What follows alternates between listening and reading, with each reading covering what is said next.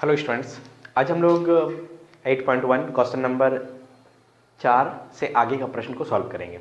Last video में 8.1 का introduction के साथ साथ क्वेश्चन नंबर 1, 2, 3 हम लोग सॉल्व किए हुए थे और वहाँ हम बताए भी थे कि क्वेश्चन नंबर 3 की मदद से या क्वेश्चन नंबर 3 बनाने के जो मेथड है उसी के हेल्प से वैसा ही क्वेश्चन नंबर 4 और 5 भी बनेगा।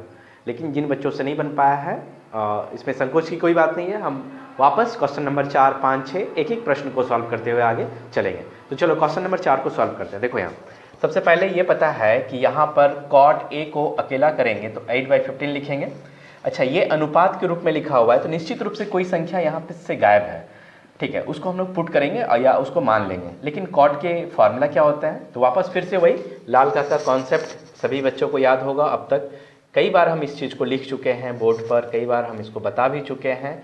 LAL KKA, इसको बोल रहे हैं लंब, आधार, लंब, और ये हो गया कर्ण, कर्ण, और ये हो गया क्या, आधार। तो ये पढ़ते हैं ऊपर से साइन थीटा, यहाँ से हो गया कॉस थीटा, ये हो गया टेन थीटा, नीचे से इसको पढ़ रहे हैं कॉट थीटा। यही फॉर्मूला जिसकी ज़रूरत अभी हमको है यहाँ पर। कॉट के बाद सेक थीटा और ये हो गया कॉसेक थीटा, ठीक है। तो कॉट के लिए क्या हो गया, ये ऊपर और ये क्या है उसके नीचे, यानी कॉट बराबर होता है आधार बटे लंब। अच्छा, एक फिगर वैसा हम प्लॉट करेंगे जहाँ पर ए को न्यून कोण के रूप में रखेंगे, यानी हम समकोण का चित्र जरूर बनाएंगे और ए को वैसे जगह पर रखेंगे जहाँ 90 डिग्री नहीं हो। तो ये है 90 डिग्री का पॉइंट, यहाँ पे हम बी को मान लेते हैं और ये एक सी है। हम प्रॉपर इस कोण का बात कर रहे हैं तो इस कोण के सामने वाली भुजा ये लंब हो गई, 90 के सामने वाली भुजा को हम कहेंगे कर्ण, और जो अकेला बच गया ये हो गया हमारा आधार, ठीक है। तो प्रत्येक का मान हम लोग को फाइंड करना है। चलो, आधार का नाम क्या है यहाँ से AB, लंब का नाम क्या है BC, है ना। और इस अनुपात को लास्ट वीडियो के क्लासेस में क्वेश्चन नंबर 3 पर बात किए होंगे हम लोग, है ना। तो 3 पे बात किए थे तो लिखे थे माना अनुपात बराबर K, जहाँ K क्या है, जहाँ K एक धन संख्या है ना। ये वो संख्या है जो कॉमन है और ये दोनों से वहाँ से कैंसिल आउट हुआ होगा। अच्छा हो, यहाँ से आधार का मतलब AB है और ये मान कितने के बराबर 8, लेकिन वो कॉमन डिजिट जो कैंसिल हुआ है दोनों से वो है K, यानी आधार जिसको हम AB कह रहे हैं उसका मान हो गया ऊपर ऊपर अलग यानी 8K, नीचे से लंब का नाम हो गया फिगर के अनुसार BC, फिगर के अनुसार है BC और ये हो गया 15K। अच्छा, लंब और आधार है, याद करो ये प्रोसेस मेथड कई बार चर्चा किए कि जब कभी भी दो भुजा दिया हो तो हमको तीसरा भी निकालना होगा, या ऐसे समझो कि जब तक किसी समकोण त्रिभुज से तीनों भुजाओं का मान नहीं निकलेगा हम लोग किसी भी फॉर्मूला पे उसको नहीं रखेंगे। आओ, दो है, तीसरा निकालने के लिए किसका मदद लेते हैं थे, पाइथागोरस प्रमेय। पाइथागोरस प्रमेय से क्या है स्टेटमेंट, कर्ण स्क्वायर बराबर लंब का स्क्वायर जोड़ आधार का स्क्वायर, ठीक है। इन सारी चीज़ों की डिटेलिंग ऑलरेडी पहले हो चुकी है, इसलिए अब प्रयास करेंगे कि हम लोग इसको अच्छे से समझते हुए इसको सॉल्व कर कर चलना है। लंब का मतलब है BC का स्क्वायर और आधार का मतलब है AB का स्क्वायर। अच्छा आओ, यहाँ पर AC नहीं मालूम है, यही फाइंड भी करना है। BC पता है 15K का स्क्वायर प्लस ये हो गया 8K का स्क्वायर, ठीक है।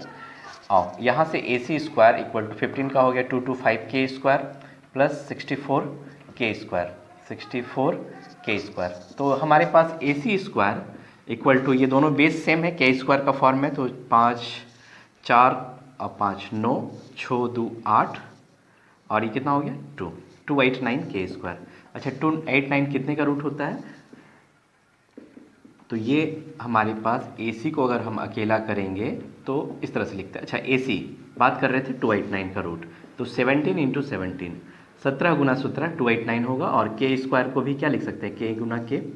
तो कुल मिलाकर हमारे पास यहाँ से मान निकल गया 17, दो में से एक अंडर रूट से, और 2K का मतलब 1 हो गया, यानी कुल मिलाकर कर्ण जिसको कि AC बोल रहे थे ये 17K है, लंब का मान हमारे पास ऑलरेडी 15K है, ये 15K, और आधार निकाल के रखे हुए हैं और ये है 8K।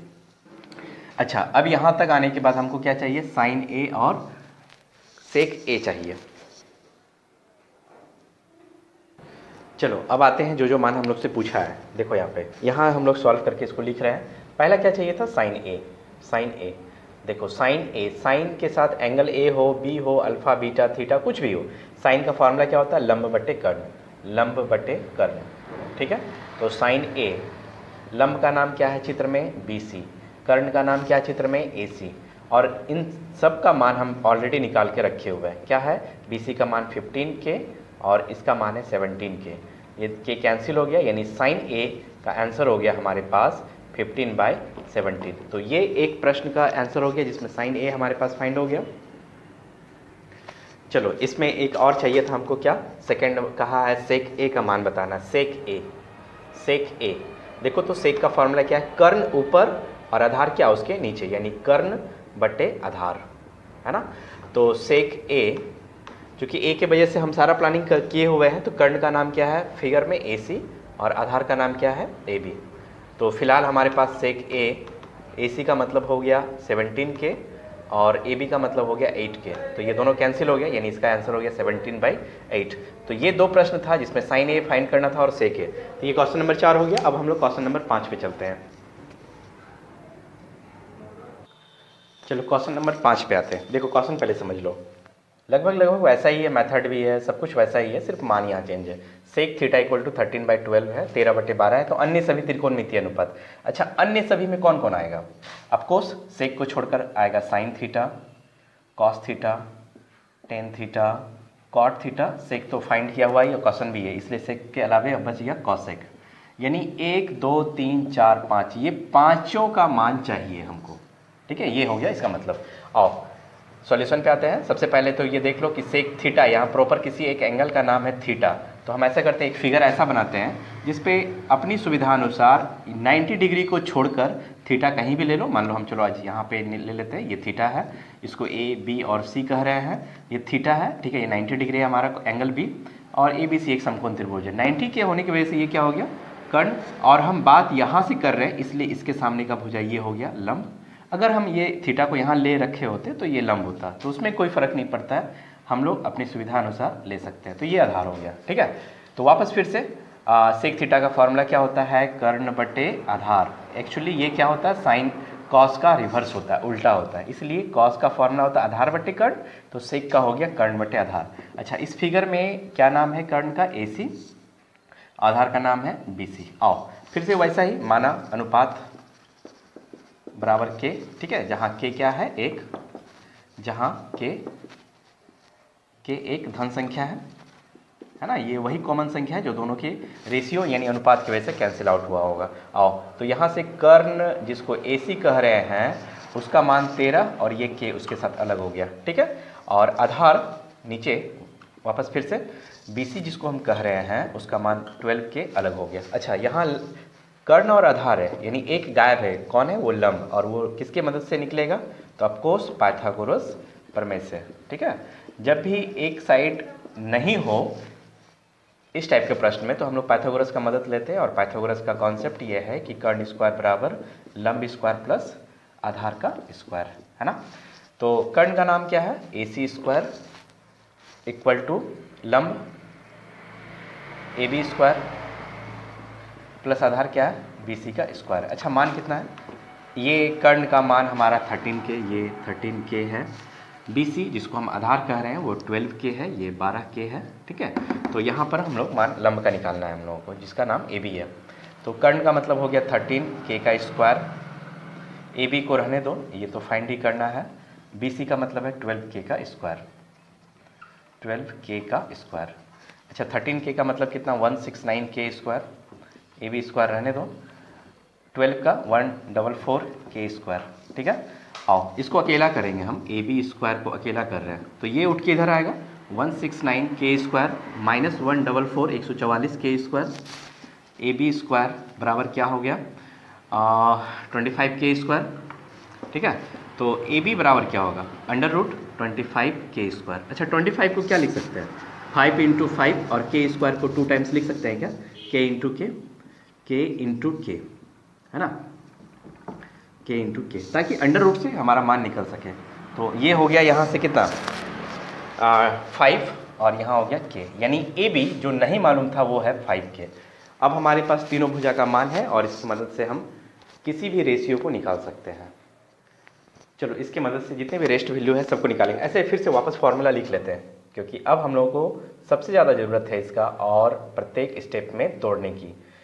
वापस फिर से, ये ऑलरेडी हम लोग पढ़ चुके हैं, इसको हम लोग पढ़ेंगे ऊपर से साइन, इसको पढ़ेंगे कॉस, इसको पढ़ेंगे टेन, ठीक है, नीचे से पढ़ेंगे इसको कॉट थीटा, इसको पढ़ेंगे सेक थीटा। देखो ये सभी बच्चों को करना ही पड़ेगा, बिना इसके नहीं हो पाएगा, ना हम लोग आगे हायर एजुकेशन के लिए बढ़ पाएंगे, क्योंकि इंटर अगर जो बच्चे मैथ से लेंगे उनको इनकी सबसे ज़्यादा ज़रूरत पड़ेगी। अच्छा, और साइन थीटा, साइन थीटा का मतलब है एल बाई के। एल का मतलब क्या है? लंब बटे कर्ण, यानी लंब बटे कर्ण।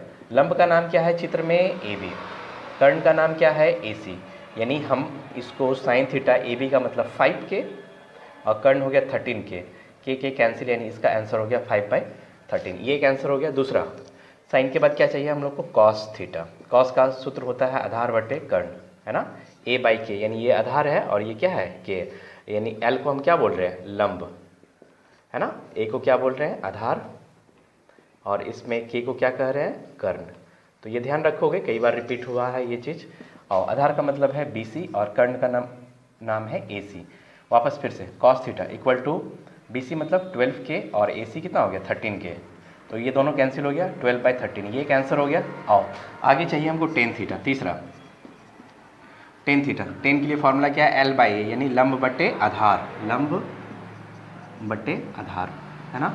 तो इस फिगर में कौन है लंब? बताओ। लंब का नाम है ए बी और आधार कौन हो गया? नीचे वाला, जिसका नाम है बी सी, है ना। तो यहाँ से टेन थीटा बराबर ए बी का मतलब है 5 के और बी सी का मतलब है 12 के, ठीक है। तो ये दोनों कैंसिल हो गया, फाइनली 5/12 ये कैंसिल हो गया। चौथा आते हैं 10, उसके बाद कॉट चाहिए, कॉट थीटा। अच्छा, कॉट के लिए फॉर्मूला क्या है? आधार बटे लंब, आधार बटे लंब। ऐसे ये 10 का रिवर्स होता है। देखो इसका आंसर आएगा 12/5, 12/5, ये 5/12 है ना, इसका आंसर आएगा, देखना। कॉट थीटा इक्वल टू, आधार का मतलब क्या है? बी सी और लंब का नाम है ए बी, है ना। ये है 12 के बाय 5 के, ये कैंसिल हो गया के, तो क्या आ गया? 12/5, देखो, है ना। 10 और कॉट एक दूसरे का रिवर्स होता है, तो ये एक आंसर हो गया। और लास्ट है अब हमारे पास कॉसेक थीटा। और कॉसेक थीटा ये 5वां प्रश्न का हिस्सा है। कॉसेक क्या होता है? देखो यहाँ, कर्ण बटे लंब, कर्ण बटे लंब, कर्ण बटे लंब, है ना, और ये साइन का रिवर्स होता है। तो कॉसेक थीटा इक्वल टू, कर्ण का नाम क्या है? ए सी और लंब का नाम क्या है? ए बी, है ना। तो अब हमारे पास कॉसेक थीटा इसका मान हो गया 13 के बाय 5 के, ये कैंसिल, यानी 13/5। तो ये एक आंसर हो गया कॉसेक का, 10 का, कॉट का, कॉस का और साइन का। देखो साइन का रिवर्स होता है कॉसेक, यहाँ 5/13 है ना, और यहाँ 13/5 है। तो बेसिकली ये क्वेश्चन नंबर 5 सॉल्व हो गया। इसमें आसान था, क्वेश्चन नंबर 3, 4, 5 बिल्कुल एक जैसा था, बस थोड़ा बहुत कहीं पे मान चेंज करना था और वो पाइथागोरस थ्योरम अप्लाई करके सॉल्व करना था। तो उम्मीद करते हैं यहाँ तक समझ में आया होगा। अब चलें हम लोग क्वेश्चन नंबर 6 पर।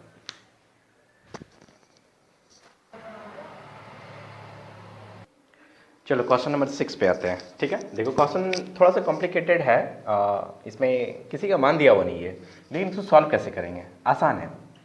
आसान ये है कि कौन ए और बी क्या है? न्यून कौन है। न्यून कौन यानी वो कौन जिसका मान जो है वो 90 से कम होगा और 0 से बड़ा होता है। लेकिन हम लोग प्रॉपर जो बातें करते हैं वो समकोण त्रिभुज के अंदर करते हैं। समकोण त्रिभुज में एक कोण 90 डिग्री होता है। इसका ये मतलब है कि ए और बी यहाँ पर नहीं होगा, यानी ए या फिर बी का मान ये नहीं है, यानी ए और बी यहाँ नहीं लिखाएगा। तो फिर कहाँ होगा? तो ऑफकोर्स इसके अलावा जो दो कोण बच गया वहीं ए और बी होगा। तो ये है ए और बी की स्थिति, क्योंकि ए और बी का जो मान है वो हमेशा 90 से कम ही होगा। ये क्योंकि देखो त्रिभुज में तीनों कोणों का योग 180 होना है, ये अकेला 90 है, तो बाकी जो दो बच गया उसका योग 90 होगा, है ना। वो अकेला कोई 90 नहीं होगा। तो इस दोनों में से कोई भी मान लो 40 है, 50 है, 70 है, तो बाकी का रेस्ट मान होगा। इसका ये मतलब है कि दोनों जो एंगल है ए और बी ये 90 से कम होगा, इसीलिए एंगल ए और बी न्यून कोण है जो यही इसी पोजीशन पर सेट होगा। तो यहाँ कोई भी नाम लिख सकते हैं, सी, ठीक है। माना ए बी सी एक समकोण त्रिभुज है, समकोण त्रिभुज है जिसमें कौन सा कोण? कोण सी बराबर 90 डिग्री तथा कोण ए और बी क्या है? न्यून कोण है, न्यून कोण है ना। कहता है कि cos A और cos B भी बराबर है और आपको वो रिलेशन दिखाना है। अच्छा एक मिनट, यहाँ ध्यान से देखोगे, कोण A के लिए अगर हम तुमसे पूछे कि चलिए आप हमको बताइए A के लिए लंब का नाम, चूँकि रिलेट करेंगे cos से तो सीधा हम आते हैं आधार पे। अच्छा आधार का नाम, कर्ण का नाम बताना है, तो आधार का नाम क्या होगा? अगर एक पे हम बात करेंगे तो ए के सामने ये हो गया लंब, तब ये हो गया आधार, यानी आधार का नाम है AC। और हम बात करेंगे कौन ए के लिए कर्ण, तो 90 के सामने जो कर्ण है उसका नाम है AB, सॉरी हाँ AB, ठीक है। और ये हमको बताएगा, चूंकि कौन ए के लिए बात कर रहे हैं, तो cos A, cos बराबर सूत्र होता है आधार बटे कर्ण, यानी कुल मिलाकर हम कहें तो cos A के लिए हम क्या लिख सकते हैं? AC by AB। इसको मान लेते हैं इक्वेशन नंबर 1। चलो अच्छा, फिर रिलेशन में आगे कहा है B के लिए, तो हम कौन B के लिए भी बात कर लेते हैं, ठीक है। अगर दिक्कत हो रहा है तो मान लो हम यहाँ पे फिगर कट करके अलग कर देते हैं। लो A, यहाँ C है और यहाँ B है, हम इसका बात किए है ना, ये हमारे लिए है, इसीलिए ये लंब हो गया था और ये था आधार और ये क्या था? कर्ण। अब हम B के लिए बात करेंगे तो ये रहा B का पोजीशन, तो B की वजह से ये क्या बन गया? लंब, और ये हो गया आधार, और ये 90 है इसलिए क्या हो गया? कर्ण, और इसका नाम है ACB, ठीक है। तो कौन B के लिए आधार का नाम क्या होगा? आधार ऑफकोर्स BC, और कर्ण का नाम क्या होगा? AB, है ना। और B से कौन रिलेट करता है? cos, तो cos B, cos का सूत्र वही आधार बटे कर्ण, यानी cos B बराबर हमारे पास आ गया BC बाई AB। इसको हम इक्वेशन नंबर 2 यहाँ लिखते हैं। अब देखो यहाँ पे हम लोग आते हैं क्वेश्चन पे, ठीक है। क्वेश्चन क्या कहता था प्रश्न से? प्रश्न से कह रहा है कि cos A बराबर क्या है? cos B है ना। तो cos A और cos B बराबर है। अच्छा समीकरण 1 से देखो तो cos A का मान क्या लिख सकते हैं? AC by AB, AC by AB। और समीकरण 2 से cos B क्या लिख सकते हैं? BC by AB, BC by AB। ये जो चेंजिंग किए हैं वो कहाँ से किया? समीकरण 1 से और 2 से, और 2 से। यहाँ जो मान चेंज करके लिख के ला रखे हैं हम cos A और cos B, वो समीकरण 1 और 2 से। अच्छा देखो तो दोनों का नीचे का साइड बिल्कुल इक्वल है, कैंसिल हो गया, AC बराबर BC आ गया। लेकिन हमसे प्रूफ तो करने कुछ और ही पूछा है। यहाँ पूछा है एंगल A बराबर एंगल B, तो A और B इक्वल कैसे होगा? ऐसी स्थिति से निपटने के लिए हम लोग क्लास 9th में कुछ पढ़े थे। क्या पढ़े थे 9th में? कि किसी त्रिभुज में अगर दो भुजाएं आपस में बराबर हो तो उसकी संगत कोण भी क्या होते हैं? आपस में बराबर होते हैं। यानी बराबर भुजाओं के किसी त्रिभुज में बराबर भुजाओं के संगत कोण आपस में बराबर होते हैं, आपस में बराबर होते हैं, है ना। तो बराबर होते हैं। देखो यहाँ क्या मतलब, इसका स्टेटमेंट क्या कहता है? देखो यहाँ AC ये रहा AC और BC ये रहा BC। तो क्लास 9th में ये प्रमेय पढ़ाया गया होगा कि बराबर भुजाओं के सम्मुख कोण बराबर होते हैं। यानी इस भुजा के सामने कौन सा कोण है? देखो तो इस भुजा के सामने कौन सा है? कोण B है। और BC के सामने कौन सा कोण है? BC के सामने कोण A है ना। तो इसलिए अगर भुजाएं बराबर है तो उसकी संगत कोण भी क्या होंगे? आपस में बराबर होंगे। और यही हमको क्या करना था? सिद्ध करना था। सो यहाँ पर हो गया, ये सिद्ध हुआ, यानी angle A equal to angle B यहाँ से प्रूफ होता है। वापस फिर से क्विक रिमाइंड करा देते हैं। देखो क्या क्या किया है। कहा है कि A और B न्यून कोण है, ऑफकोर्स न्यून कोण होगा, लेकिन वो इसकी स्थिति कहाँ होगी? यहाँ नहीं होगी। A या B यहाँ नहीं होगा। यहाँ कोई नया नाम आप ले सकते हैं, P ले ले, M N Q कुछ भी ले लें। तो A और B ये बाकी रेस्ट दो एंगल है वहाँ होगा, ठीक है। हम एक समकोण त्रिभुज मानते हैं जिसमें इस कोण को माननी है 90, तो A और B क्या है? न्यून कोण है। हम एक बार प्रॉपर A के लिए कंडीशन बात करेंगे। यहाँ हम यह फिगर दिखा भी रहे हैं। अगर A के लिए बात करेंगे तो ये लंब और ये आधार, 90 के सामने कर्ण होगा, वो फिक्स है। हमको चूंकि बैठाना cos A के लिए है, इसलिए आधार और कर्ण ही निकाल कर हम यहाँ रखे हुए हैं। आधार का नाम है इस फॉर्मूला में हाँ AC, और कर्ण का नाम है AB। तो cos A के लिए आधार बटे कर्ण जो यहाँ बैठा हुआ है। अच्छा एंगल B के लिए बात करेंगे तो वापस इसी फिगर को हम यहाँ रखे हैं। B पे बात कर रहे हैं, इस कोण पे बात कर रहे हैं, इसका मतलब ये है लंब और ये आधार, ये कर्ण तो 90 के सामने रहेगा ही। तो आधार का नाम हो गया BC और कर्ण का नाम हो गया AB, है ना। cos B, cos A हो B हो, सभी के लिए आधार बटे कर्ण का फॉर्म अप्लाई होगा फॉर्मूला। यहाँ पे मान बैठा दिए, कर्ण आधार का मतलब है BC और कर्ण का मतलब है AB। इक्वेशन 1 2। प्रश्न क्या बोलता था कि ये दोनों क्या है, आपस में इक्वल है। हम इक्वल किए, दोनों का नीचे का साइड कैंसिल हो गया। ये जो चेंजिंग किए यहाँ से लाकर ये समीकरण 1 और 2 से किए हुए हैं वापस, ये हमारे पास बचा। लेकिन ये प्रूफ नहीं करना था, प्रूफ करना था कौन। तब हम गौर किए कि अच्छा AC के सामने है एंगल B और BC के सामने है एंगल A। इसका मतलब है क्लास 9th का वो प्रमेय जिसमें ये बताया गया है कि किसी त्रिभुज में बराबर भुजाओं के सम्मुख कोण या संगत कोण आपस में क्या होते हैं, बराबर होते हैं। ठीक है, किसी त्रिभुज में बराबर भुजाओं के सम्मुख कोण आपस में बराबर होते हैं। तो वहां से AC के सामने है B और BC के सामने है A, इसलिए A और B क्या हो गया, आपस में इक्वल है। नेक्स्ट क्वेश्चन 7 पे हम लोग चलते हैं। देखो क्वेश्चन नंबर 7 को हम लोग आसान मेथड से सॉल्व करते हैं और इसको थोड़ा फार्मूला बेस पे बनाते हैं। ठीक है, आसान होगा क्योंकि कुछ बातें इसमें आगे जाकर समझ में आएगी कि हम कौन सा फार्मूला अप्लाई किए हुए हैं। तो इसको एक्सप्लेन करते हुए हम तुमको यहाँ पे सब कुछ बता रहे हैं। तो फिलहाल प्रश्न हमारा ये लिखा हुआ है कि 1 + sin theta into 1 - sin theta by 1 + cos theta into 1 - cos theta. अच्छा, ये देखकर याद आ रहा होगा A + B into A - B, है ना। A + B into A - B का फॉर्मूला होता है A² - B²। यानी क्या हम इसको ऐसे लिख सकते हैं क्या, 1 का स्क्वायर माइनस sin थीटा का होल स्क्वायर, ये खुद में A + B into A - B की वजह से नीचे A + B into A - B, तो A² माइनस B की जगह पर है cos थीटा का स्क्वायर। अच्छा, हम इसको ऐसे लिख सकते हैं क्या, 1 का स्क्वायर 1 माइनस sin² थीटा और नीचे 1 का मतलब 1 स्क्वायर और cos थीटा का स्क्वायर मतलब cos² थीटा। ठीक है, अच्छा यहाँ से एक फॉर्मूला चेंज हो रहा है, जो आगे के स्टेप में हम तुमको बताएंगे। वो ये है कि sin² theta plus cos² theta बराबर होता है 1। अच्छा, अगर हम sin² को अकेला करें मान लो, या cos को अकेले करें, ठीक है, sin² को अकेला करते हैं तो ये उठ के उधर जाएगा, cos उठ के उधर जाएगा, 1 - cos² थीटा। यानी अगर जहाँ 1 - cos² थीटा दिखेगा उसके बदले में sin² थीटा लिख सकते हैं। चलो एक निकला। दूसरा यहीं से cos² थीटा को अकेला रखो, ये उठ के उधर जाएगा, 1 - sin² थीटा। तो हम यहाँ से ऐसा कर सकते हैं क्या, 1 - sin² थीटा के बदले में cos² थीटा और 1 - sin² के थीटा के जगह पर क्या, sin² थीटा। क्या हम इस दोनों के स्क्वायर को एक साथ लिख सकते हैं क्या, cos theta by sin theta का होल स्क्वायर लिख सकते हैं ना। और ये cos बाय sin बनता है क्या, cot, है ना। तो ये बन गया cot थीटा का स्क्वायर, है ना। और cot का मान ऑलरेडी प्रश्न में दिया गया है और वो प्रश्न में कितना है, 7/8। तो आसान है, यहाँ से 7/8 पुट कर देते हैं प्रश्न से, और 7 का स्क्वायर 49, 8 का हो गया 64। तो ये प्रश्न हो गया 1 नंबर का। अच्छा, इसी का देखो 2 नंबर भी आसान है, सिंपल, डायरेक्ट पूछा है कि आप cot² थीटा बताइए। तो हम लोग को पता है cot का मान 7/8 है, तो स्क्वायर मतलब यहाँ स्क्वायर है तो यहाँ भी स्क्वायर, तो ये भी कितना हो गया 49/64। तो ये इसकी कंप्लीट सॉल्यूशन हो गया। Question number 7।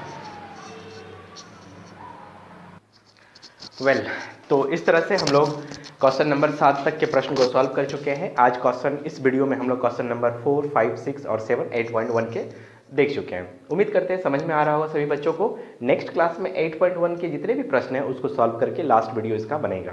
उसके बाद 8.2 से रिलेटेड फार्मूला का टाइप हम लोग तैयार करेंगे, फिर उसको वहीं लिखेंगे जो शुरुआत में टाइप्स को लिख रखे थे, फिर वहाँ से 8.2 के एक प्रश्न को हम लोग सॉल्व करते हुए आगे चलेंगे।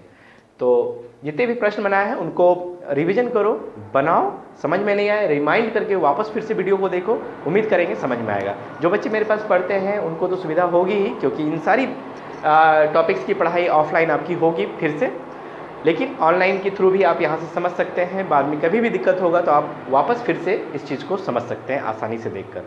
उम्मीद करते हैं सबको समझ में आ रहा होगा। नेक्स्ट क्लास में यानी नेक्स्ट वीडियो में हम लोग यहाँ से आगे चलेंगे।